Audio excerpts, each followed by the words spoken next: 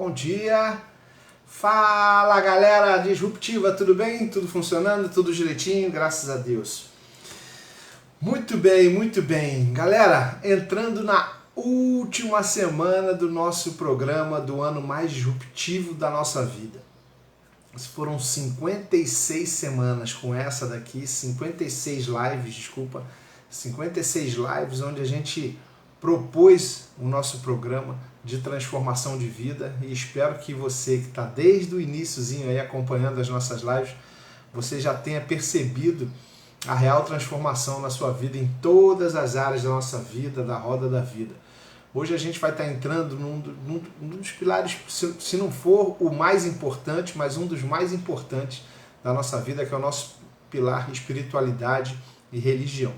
E a gente vai estar conversando um pouquinho aqui, eu vou estar dando um pouquinho do meu testemunho de transformação nessa área e durante essa semana, e eu tenho certeza que será uma das semanas mais disruptivas da vida de vocês. Então gerem expectativas, hoje a gente vai estar na ação Identificar, e o título da nossa live de hoje é Identificando Referências Positivas, né? E você vai achar muito, tenho certeza que você vai gostar e achar muito bacana aí a nossa aula de hoje, né? O nosso treinamento de hoje. Muito bem, galera, estou tão feliz aí de estar entrando na última semana, nós acordamos todos os dias praticamente, né? Dando folga só no domingo e na segunda-feira.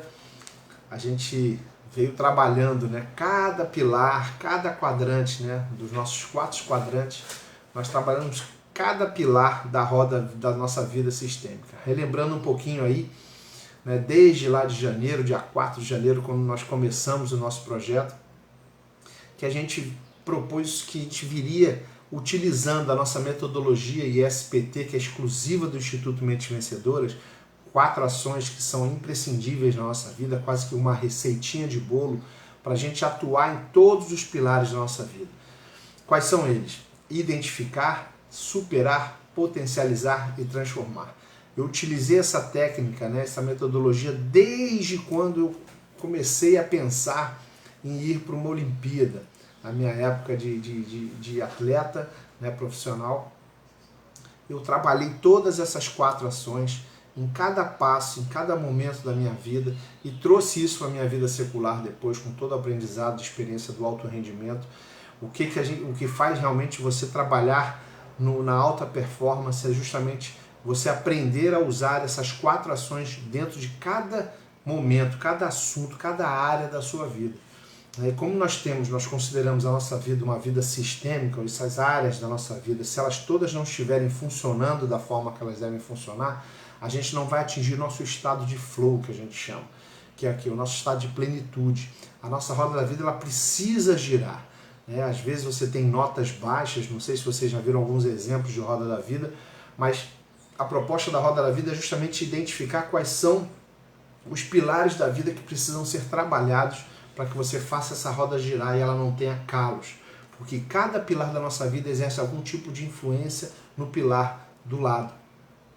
E dependendo da qual quadrante que esse pilar esteja, ele pode influenciar muito ou menos um pouco, mas de qualquer maneira causa algum tipo de influência dentro dos quadrantes trabalhados. Quais são os 4 quadrantes que a gente está trabalhando? Quadrante pessoal, profissional, o de relacionamentos e qualidade de vida. São os 4 áreas da nossa vida que a gente precisa estar trabalhando, ter notas boas para poder viver a plenitude de vida. E hoje a gente está falando sobre referência, né? Bom dia, pessoal. Bom dia, Rubens. Bom dia, Adriana. Vocês que estão chegando agora. Para quem está assistindo essa gravação desse vídeo, a nossa proposta sempre é utilizar as 4 ações em cada pilar. E hoje a gente está na ação Identificar dentro do pilar Espiritualidade e Religião. Eu não vou estar aqui pregando algo que venha a colocar em dúvida aquilo que você crê. Muito pelo contrário. Eu quero simplesmente trazer um testemunho de verdade da minha vida. Eu que já passei, já vivi um pouquinho mais que muita gente aí que está assistindo, eu já vivi todas as etapas da minha vida crendo em algumas coisas. Minha formação ela é toda católica, né? Eu fiz o padrão, né, da sociedade brasileira. Eu fui católico até os meus 20 e poucos anos, né? E passei pela primeira comunhão, por crisma, pelo batismo quando criança. E depois, quando cheguei aos 20 anos, eu comecei a questionar algumas coisas dentro do catolicismo e comecei a buscar. Existe uma palavra na Bíblia que diz assim: buscar-me-eis e me achareis se me buscar de todo o vosso coração. Eu comecei a buscar a Deus, eu queria alguma coisa a mais. Eu passei por algumas decepções na vida de esporte, inclusive, né? Algumas perdas drásticas de amigos e algum parente. Eu perdi um tio no acidente de carro, perdi um remador na época da Olimpíada, 20 dias antes da gente viajar do nosso guarnição. Um dos nossos remadores foi assassinado brutalmente dentro de um ônibus. Perdi colegas meus de infância em acidentes de carro. Então eu estava meio que revoltado, né, com a vida, meio entristecido com a vida, que, poxa, por que, né? Pessoas tão jovens, pessoas com tanta vida foram levadas e arrancadas dessa vida dessa forma. Eu comecei a questionar algumas coisas. E aí, através da Adriana, eu conheci o Espiritismo. E eu sou meio chato. Eu, quando entro em determinada área, eu começo a investir estudando. Eu estudo. E nós frequentamos o Espiritismo na área de Umbanda e depois pelo kardecista, a linha branca, né, que eles chamam lá. E aquilo não me preenchia, nem a mim nem a minha esposa. Depois de casado, a gente frequentou, durante muito tempo estudamos, a gente fazia todos os ritos, né, que exigiam. E realmente a gente entrou numa fase por volta ali da virada do século, né, que faz a gente pensar também, por coincidência. Nós vivíamos uma fase que a gente estava meio desgostoso dessas religiões, né, daquilo que a gente estava buscando. E a gente realmente ficou com um vazio no nosso coração. Eu e a minha esposa, a gente começou a conversar em casa, falando: puxa vida, será que é só isso? Né? A gente não vai conseguir preencher esse vazio que existe dentro de nós? E aí eu comecei a, novamente, né, veio algo que eu não considero coincidência, mas eu creio que foi o Espírito Santo de Deus que habita em nós. Ele começou a incomodar a gente para que a gente buscasse ainda mais, né, Deus. E só que dessa vez buscasse de todo o nosso coração, como ensina a palavra de Deus. E aí em 2001, a minha esposa conheceu uma grande amiga nossa, um casal amigo nosso, mas essa amiga, né, a Carla, que a gente chama de tia Carla, ela conheceu a Adriana na faculdade. E a Adriana, poxa, falava muito da Carla, né, que era uma amiga, né, que estava fazendo uma nova amizade. E foram falando, e a gente via aquilo ali. A Carla veio trabalhar com a gente dentro do nosso escritório, e mal sabia ela, a gente, né, na verdade, mal sabia que ela vinha orando por nós também. Ela era crente, e quando eu descobri que ela era crente, eu falei para ela: nossa, a Carla é crente. Eu tinha um estereótipo, né, do cristão evangélico, assim, completamente diferente, por ter vivido algumas experiências na minha juventude. E aí realmente eu falei: caramba, a Carlinha, ela é crente. Eu falei: meu Deus do céu, que diferente, né? Uma pessoa normal, né, como outra qualquer. E aquilo foi mexendo no nosso coração, foi mexendo na minha vida, mexendo na vida da minha esposa.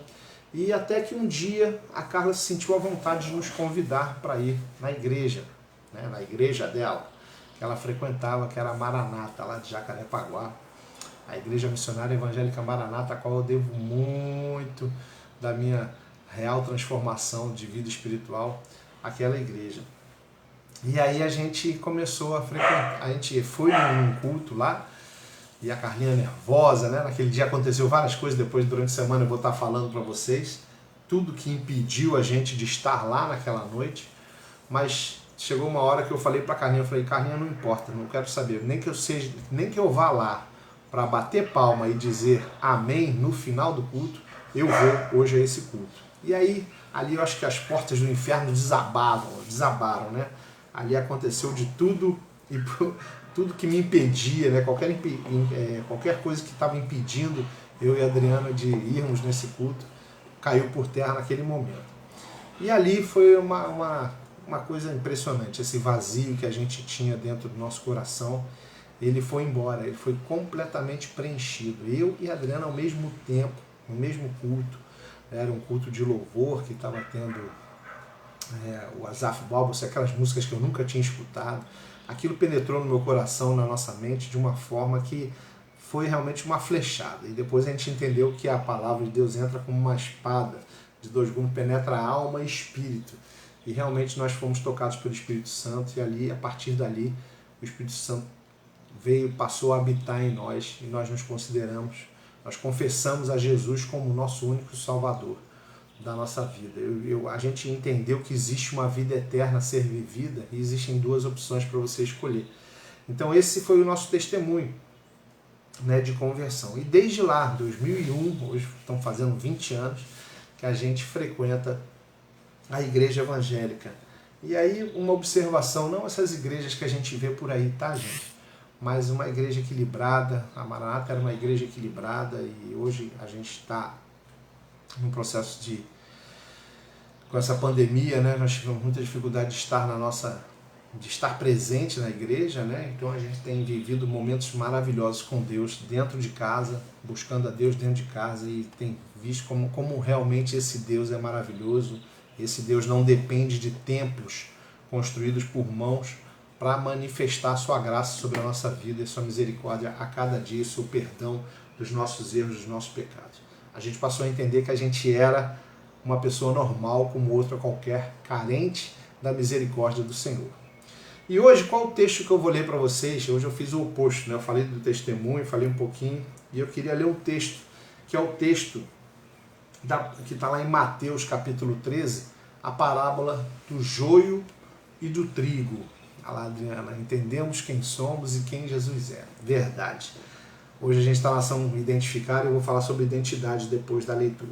Vamos lá, vamos ler a palavra de Deus. Ó, vão ser dois trechos, tá? Da Bíblia. Na Bíblia, no capítulo 13 de Mateus, do livro de Mateus, a partir do verso 24 até o 30, e depois a partir do verso 36 até o 43. Vamos lá. A parábola do joio. Diz assim a palavra do Senhor. Jesus lhes contou outra parábola, dizendo: o reino dos céus é como um homem que semeou boa semente em seu campo.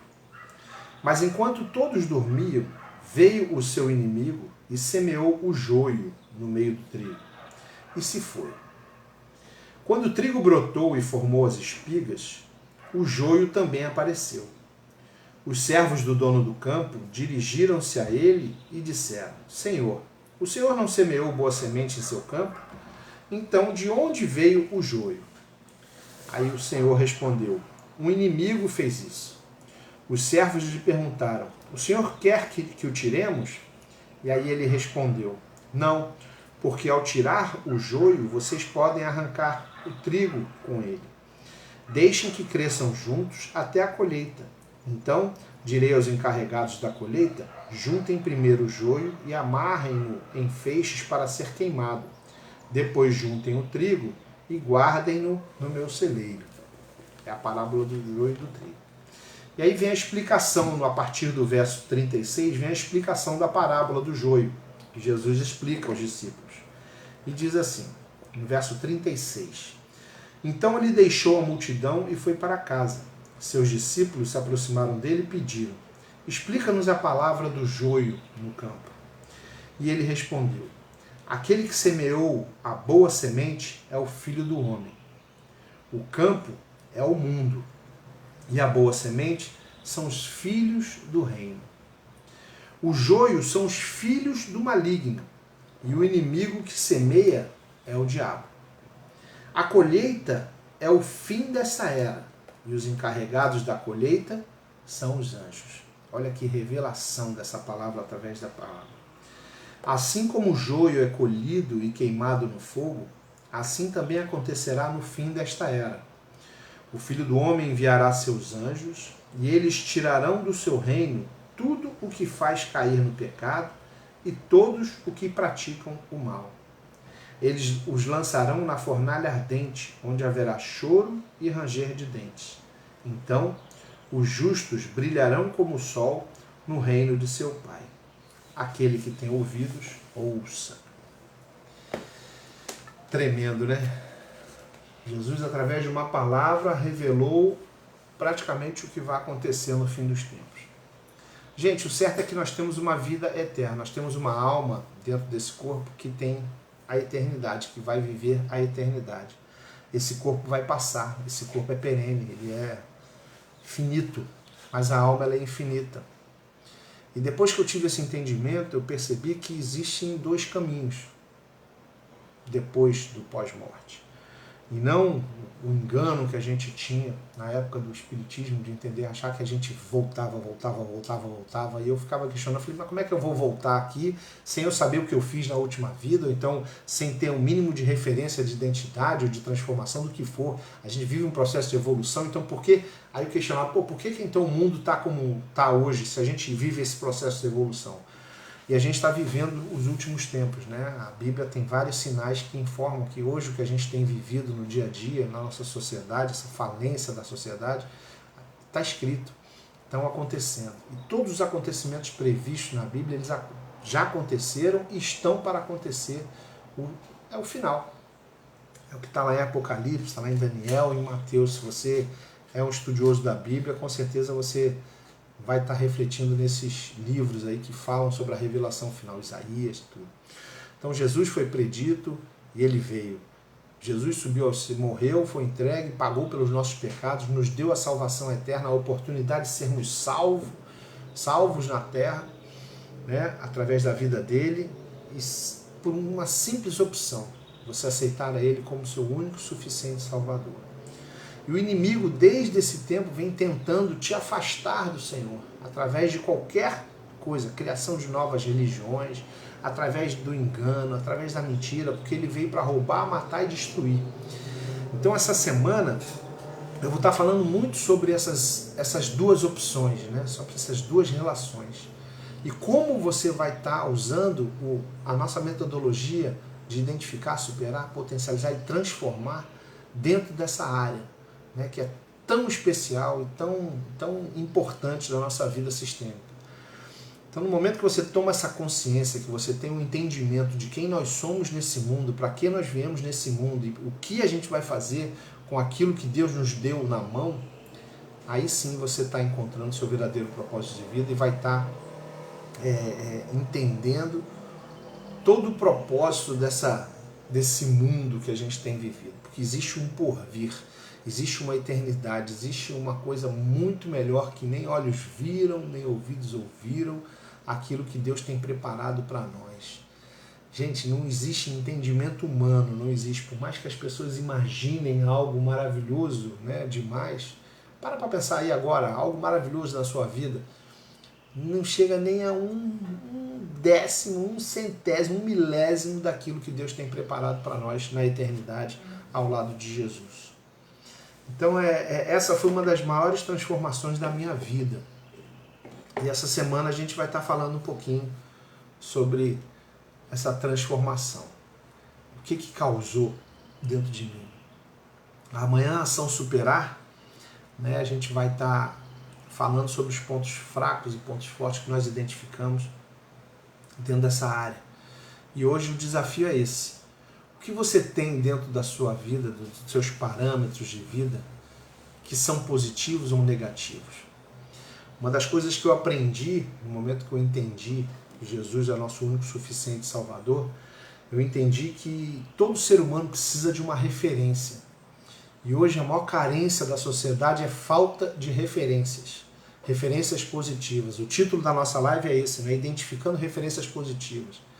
E, gente, não existe ser humano que possa se tornar a verdadeira referência positiva da gente. Só existe um, chama-se Jesus Cristo. Aquele que foi perfeito, aquele que veio como um homem nessa terra, se entregou por nós, por mim, por você, mesmo lá 2000 anos atrás. Ele já te conhecia, já sabia quem era você, já sabia os seus erros, já sabia aquilo que você ia viver. E Ele está simplesmente esperando a gente de braços abertos, para que a gente se achegue a Ele e viva uma vida plena.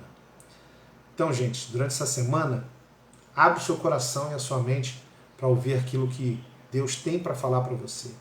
E que eu seja instrumento de Deus na sua vida para poder proclamar e plantar a boa semente que nós lemos na parábola do joio e do trigo. Tá certo? Busquem referências, mas admire simplesmente os seres humanos, né? Homens que foram importantes, homens que proclamaram palavras de Deus, homens que trouxeram alguma transformação na sociedade, mas a maior referência positiva que você deve ter na sua vida chama-se Jesus Cristo. Tá certo? Então, amanhã, 6 horas da manhã, nós vamos estar falando sobre a ação Superar.